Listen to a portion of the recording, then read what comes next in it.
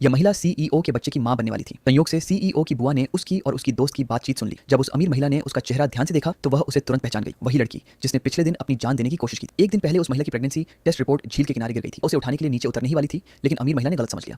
उसे लगा कि किसी घटिया आदमी ने उसे छोड़ दिया है, इसलिए वह झील में कूदकर अपनी जान देना चाहती है। जब उसे पता चला कि यह महिला उसके भतीजे के बच्चे की मां बनने वाली है तो उसने तुरंत मान लिया कि वही निकृष्ट आदमी उसका अपना भतीजा है। महिला ने झूठ बोलते हुए कहा कि वह तो सिर्फ मजाक कर रही थी, लेकिन अमीर महिला ने उसकी बात पर जरा भी भरोसा नहीं किया। उसने तो यहाँ तक कह दिया कि बच्चे का पितृत्व परीक्षण भी कराया जाएगा।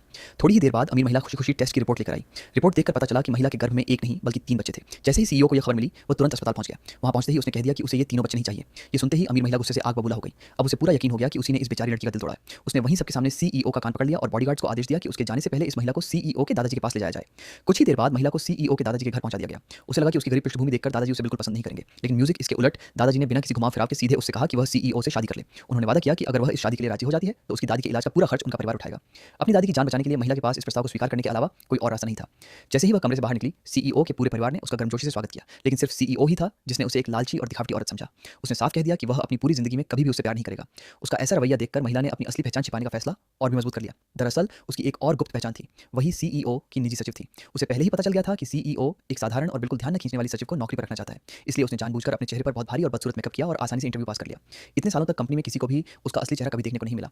2 महीने पहले कुछ लोगों की चाल की वजह से वह और सीईओ गलती से एक रात साथ बिता बैठे थे। जब अगली सुबह उसकी आंख खुली तो उसे डर लगा कि कहीं सीईओ उसे नौकरी से न निकाल दे। वह जल्दी जल्दी बाथरूम में गई, अपना मेकअप साफ किया और फिर मासूम बनने का नाटक करते हुए सीईओ से उस रात की जिम्मेदारी लेने की बात कही।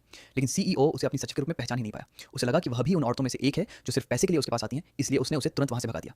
उसी रात सीईओ अपने दोस्त के रेस्टोरेंट में खाना खाने गया। उसके दोस्त ने बताया कि उसने नीचे उसकी सचिव को अपने दोस्तों के साथ डिनर करते देखा है। ये सुनते ही सीईओ तुरंत उसे देखने के लिए उठ खड़ा हुआ, लेकिन उसके दोस्त ने उसे रोक लिया। उसने कहा कि ऑफिस के बाद कर्मचारियों को भी अपनी निजी जिंदगी जीने का पूरा अधिकार होता है, इसलिए सीईओ सिर्फ नीचे की तरफ देखकर रह गया।